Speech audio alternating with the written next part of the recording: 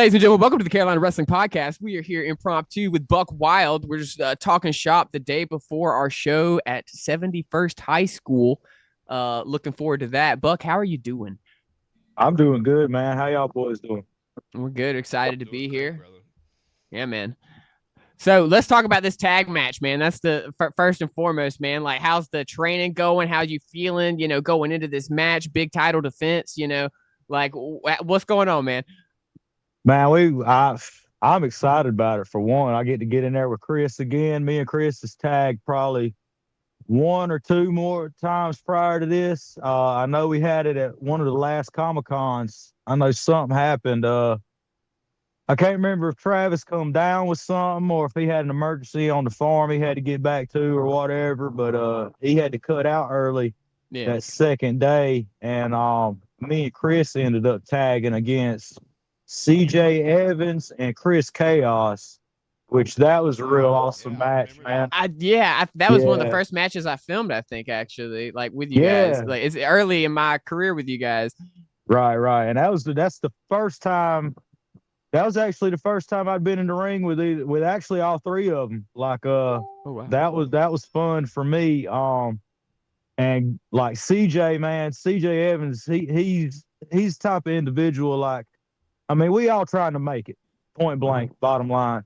But CJ Evans, he's one of the guys that'll actually go out of the way for people that's trying to help themselves. I mean, you got a lot of people that jumps in this, and it's just like a hobby for them. But I mean, if you want a hobby, go play church softball or something.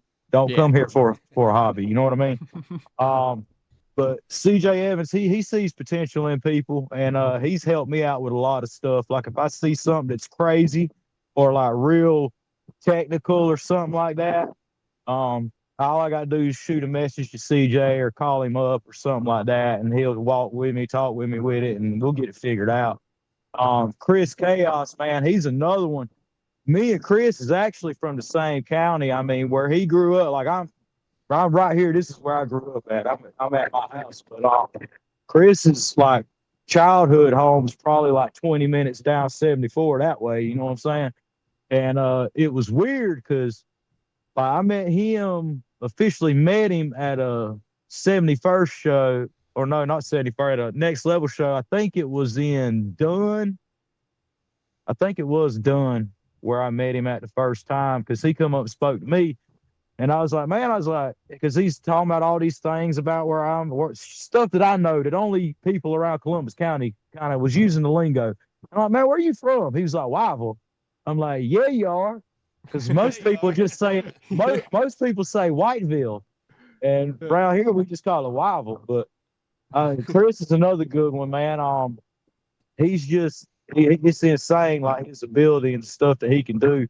And a lot of people say that I just see something or hear something and then do it. Chris is another person that I've seen do stuff like that. Like, you just explain a move to him or a sequence to him, and he just busts off with it stuff. But I hope he gets healed up back in the ring pretty soon, because I'm looking forward to working with him a lot more. Yeah, absolutely. Oh, yeah. But both of those guys, absolutely phenomenal in ring. Yeah, and we're all ready to see Chris get back into it, because I mean, he's great, man. He's great. Yeah. So let me ask you, Buck, since you guys had a banger of a match against Team Pitbull, you had that cage match where you captured the Next Level Pro Wrestling Tag Team Championships. Since then, you've made defenses, and looks like the most recent one that y'all had was against the Dawson Brothers. Going there with the Dave and Zane. Tell us, give a little bit what you thought about that match and what it was like working with the Dawson Brothers. Man, that's something that I wanted to do, and I told Travis, like, since I was managing him and since I was managing Travis and Bootleggers Inc. from the beginning, I was like, I want to get in the ring with these cats. I was like, these guys, they know what they're talking about. They've been around. They've been on AEW. They've been at AML. These guys have been on WWE shows, like on TV. You've seen these cats. You know what I'm saying? Yeah. And they some of the biggest in North Carolina, not by name, but by size too. You know what I mean? So I really enjoyed it.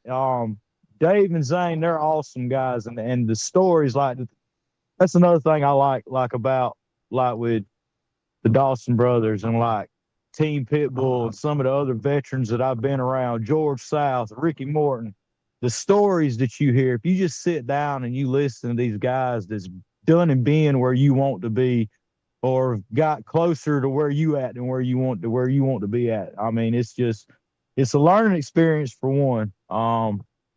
But if you just sit down, shut up, and keep your ears open, you can learn a lot. And that's one of the issues I see with some of the cats that starts out or has been in it a couple of years. They want to throw all this stuff together and, well, we're gonna do this, we're gonna do that, we're gonna do this. Nah, bro. Shut up and listen to the vet. It's gonna be great regardless. But I mean, it's gonna be what you make it, because if you go in there with a bad attitude because somebody didn't listen to an idea you had or a suggestion you had, I mean, that's on you. But getting back to the, what was it, Pine Forest show? That's the first time we've been there. Yeah. I ain't familiarized myself with saying the name of that school, but Pine Forest, that was a nice outfit. I really liked the setup we had. I liked the gym. I liked the location. And the fact that Dawson's, I guess they went to school there. Yeah, they sure Yeah. did. Graduated from Pine Forest. Yeah, but they didn't win these belts there, though, did they? Ooh, Nah. yeah. No, me and Travis walked out with them, and like Travis said in the promo, man, it was by the skin of our teeth, because I ain't been beat worse in my life. I had a really pretty tough childhood coming up, but as far as voluntarily being beat, I ain't never been beat that bad in my life. But it was, I enjoyed the match. I honestly, I'd have to go back and look at tape, because once you get into something like that, it's like, I don't remember what I did. Like it's Steve Urkel moment. Like, did I do that? Yeah. Well, I can tell you from reviewing footage, it absolutely was awesome, and y'all were in there. You know, it was a very physical match. I remember that night, just being ringside. It was awesome for that. So, looking forward to the show this weekend, man. How you feeling about going against OG Tribe again, like with the titles on the line this time? Like, how y'all feeling going into it? It's just another day at the office, Chance. We gonna walk out of there the same way that we walk in there. Might be a little tired, a little sweaty after, but I plan on bringing this right here back to Buckhead. It's coming back to Bootleggers Inc. regardless. So, And I mean, I'm sorry to interrupt you. So, Travis not being there, because I know you won the championships with Travis there, and you've defended the championships with him. Do you think it's going to be a disadvantage to defend the championships with Chris, somebody that you're not as familiar with as you are with Travis, or do you think it doesn't matter that you guys are such a cohesive unit that whoever defends the titles are going to come out on top? yeah, it's gonna be a real disadvantage for OG Tribe, because Chris Weaver gonna tie K Killah in a knot like a pretzel, and I'm gonna beat OG's head off the mat like a powwow drum. I mean, that's just all there is to it. I'm write it down. That's what's gonna happen. I mean, Chris Weaver, he's insane, man. He's one of the most. He's got the lucha skills. He's got the technical wrestling skills. We, just like me and Travis, he's in the old school wrestling. He likes hard hitting wrestling. You know what I'm saying? So I'm just as confident as having Chris by my side as I am Travis.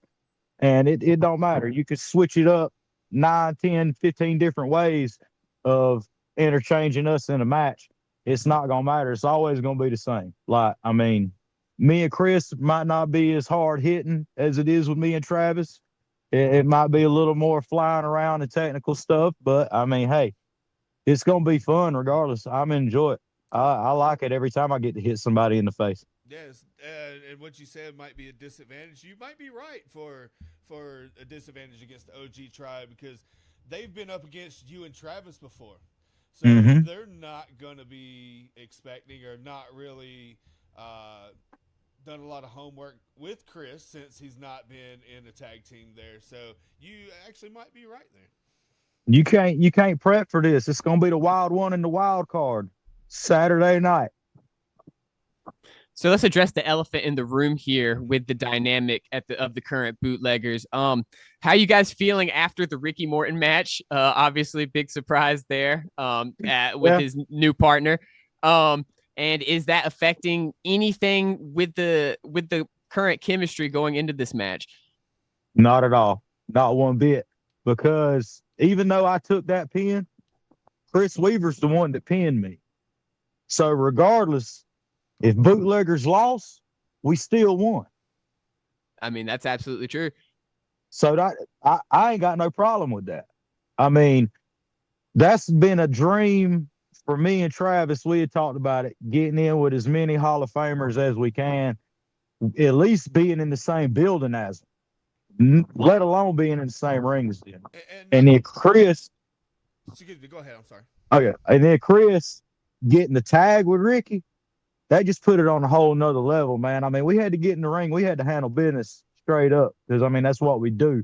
But afterwards, dude, it was all laughs, all smiles. We was happy as youngins on Christmas morning after that. So here recently, like we were just talking about being in the ring with Hall of Famers, you were there with Ricky Morton. What kind of feeling did you get knowing that he called you guys out? You know, it wasn't like you're just sitting here and, oh, we'd like to face Ricky Morton and somebody. Ricky Morton actually sent a video and called the bootleggers out. Oh, that was, me and Travis talked about this too. That just means we on somebody's radar. Absolutely. And, I mean, evidently it's not for a bad reason. So, because if it was for bad reasons, we wouldn't have never got that match. Ricky wouldn't have never proposed that. So, I mean, we got to be doing something right, at least close to right. Yeah, absolutely, man. And getting to work with a Hall of Famer, I mean, yeah, like it's absolutely crazy stuff. And I'm glad that you kind of got that tag experience regardless, because, you know, I feel like it had to have been good regardless of the outcome of the match, right? Right, exactly. I mean, I'm not even mad at it. It was definitely a learning experience. I enjoyed it. And what kind of words did Ricky give you, like, after the match? This is something that normal wrestling fans or anything don't actually get to see. So, like, after the match, when you guys are in the back and y'all just talking about stuff, like what's something that you took away from that will help you going further in your career? Oh man, we spent so much time with Ricky that night. It was crazy. Like I don't even know where to begin at. But I can guarantee you this: tomorrow night, Saturday night, Trey, I can show you 2 moves that Ricky showed me out of his arsenal. Oh, personally, that a lot of people don't see. You probably won't see them on the next level show because they're a little extreme. But I can show them to you when we get there. One of them's a flying toe hold. The other one's a double wrist lock. A lot of people don't know about that, but the ones that do know, they were showed by Ricky. I can guarantee that. Oh, yeah. Well, I'm excited to see you add that to the arsenal and see how it plays out in some matches, man. I don't know. Yeah, so Buck, going in here to 71st, got against the OG Tribe, going in defending the Next Level Pro Wrestling Tag Team Championships. Is there anything that you need to get off your chest and just let OG Tribe know what they're going to look forward to be expecting tomorrow night? I mean, like I said, Chris is a wild card, so I can't really speak for him. But as far as it goes with me and OG Tribe, they already know what the deal is. I mean, I respect them both. They know that. But that don't mean I ain't going to hit them in the mouth. I mean, hey, me and Killah's liable to get in a headbutting contest or getting a chop off. Who knows? But, I mean, they know to be ready. So, I mean, that's all I got for it. I'm excited about it. I'm ready to see what happens. I mean, I know what's going to happen, but I'm ready for everybody else to see what happens. I mean, yeah, I love seeing confidence going into it, you know, looking to see another bootleggers dub for this tag title reign, you know. Yeah. I ain't trying to cut you off, Chance, but I'm not confident in the situation. I'm convinced because time after time after time, me and Travis Weaver stepped in the ring, or Travis and Chris Weaver stepped in the ring, and now me and Chris Weaver stepping in the ring. Like I said, time after time, it's been the same outcome. Now, we might win it by a mile, we might win it by the skin of our teeth, but we still coming out on top regardless. Do you feel like this specific combination of wrestlers going into this match, you and Chris, do you feel like this is going to be kind of like an opportunity to make a point with the bootleggers? Because you guys don't really tag together as often. It's definitely going to be an opportunity to make a point, because right now people just see Bootleggers Inc. as me and Travis in the tag team, and Chris is a singles guy. But that's far from it. We could all three be in singles matches. We could all three be in tag team matches. We could do a 6-man. We could bring somebody else in and be in an 8-man. It doesn't matter. You seen Saturday night or Saturday evening at the Dogwood Festival, me and Chris Weaver got thrown in a 5-way scramble, and how did that turn out? Did you see me or Chris hit each other the first time? No, you did not. No. We capitalized on what was there. We had 2 guys that were singles guys, and what's the girl's name? Not Mickey James, the one that looks like her. You know the girl, Trey. She was there. But anyway, Riley Rose? That's the one that jumps on people out of the blue when they ain't looking. Oh, yeah, that's the blindside folks, and then powerbomb me in the middle of the ring. Still didn't work out in her favor, but I mean, she tried, and I commend her for that. But I mean, everybody thought, well, we gonna throw 2 bootleggers in there, and they gonna beat each other to death. No, that's not what's gonna happen. You're gonna throw 2 bootleggers in there, and we're gonna wreak havoc on everybody in the general area, and that's what went down. Oh yeah, yeah. At the Dogwood granted, the ropes was slippery though, because I'm not proud about that last crossbody I tried to hit. But I mean, blame it on the rain, I guess. I mean, yeah, it was raining that day, but yeah, for those who didn't know, previously we were at the Dogwood Festival, Next Level Pro Wrestling, and the bootleggers were involved in a 5-man scramble, and they both ended up pinning the guy. So, yep. I mean, not only that, the bootleggers got the win in a 5-man scramble. Like what, exactly. You know, so that means they're a cohesive unit for sure. And I mean, honestly, that was you and Chris. So I mean, exactly. It wasn't necessarily a tag match, but you guys did win. Right, so like a tag team, yeah. And see, Travis, he kind of keeps us level-headed throughout most of the stuff that goes on in Bootleggers Inc. because Chris is out there in left field most of the time. And I've been known to get out of line every once in a while, but with us together, I say I know what's going to happen Saturday night, but I honestly can't tell you. We're liable to be swinging from the rafters in 71st. I don't know. Yeah, it's going to be an absolute banger of a show there in 71st. Like this is going to be the second time that I've been there because my actual first show with Next Level Pro Wrestling was last year at the 71st show. And we almost sold that place out. Like you didn't have a whole lot of places for anybody to sit when we get there. So it's going to be an absolute fun time coming up there tomorrow night. And we're going to do it again, I feel like, because people's been waiting since January for us to come back. Yes. Yeah, I mean, after the snow debacle. Yeah, exactly. Snowgate 2025. Snowgate. Yeah. it was trying to end the business, man. It tried.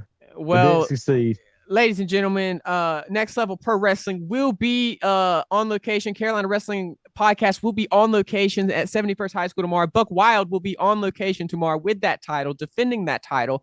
Buck, thank you so much for your time, man.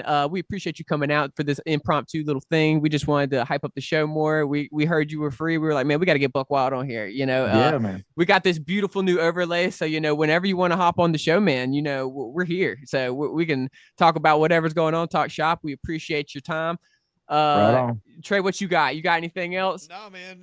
Just want to wish you guys good luck tomorrow in defending the championships. It is definitely going to be a hard-hitting match. So take some Tylenol before you get there because, you know, you're probably going to need some after the match, you know, regardless how it goes. But definitely want to put the good luck on you guys' side there. Right on. I appreciate y'all. And I will see you guys tomorrow night. Yeah, ladies and gentlemen, tomorrow night, Next Level Pro Wrestling is going to be at the 71st High School. Bell time 7:15. The show starts at 7 o'clock. So you want to make sure that you're there by 6:30. Get the doors early because you never know. We might have a dark match before the show actually starts. We have a lot of you really never know. Yeah, we got a lot of video packages that we play during the show. we actually have a whole bunch of new stuff that's coming out that nobody knows about. We haven't talked about, so you got to be there to see it, ladies and gentlemen. Tickets are only $10 at the door. You know, you're not paying a special price to get onto ringside. So first come, first serve for $10 ringside. You go see the Bootleggers, Inc. defend their Next Level Pro Wrestling Tag Team Championships against OG Tribe tomorrow night in the semi-main event there. Chance, you got anything else, buddy? No, just much love to everyone watching on YouTube, everyone watching on TikTok, and Buck, thanks again for your time, man. Thanks, Buck. Yeah, man. Hey, don't forget to bring my primo Freddie Attack a sandwich. He like to eat. Oh, Freddie loves to eat, so he make sure does. you bring Freddie some food. I'll holler at y'all tomorrow night. All right, man. Thanks, Wild Buck. One out. Ladies and gentlemen, this is another episode of Carolina Wrestling Podcast. Chance, thank you very much, brother. Love you, Of man. course, we'll man. See you tomorrow. Y'all All have right, a we'll great see you. evening.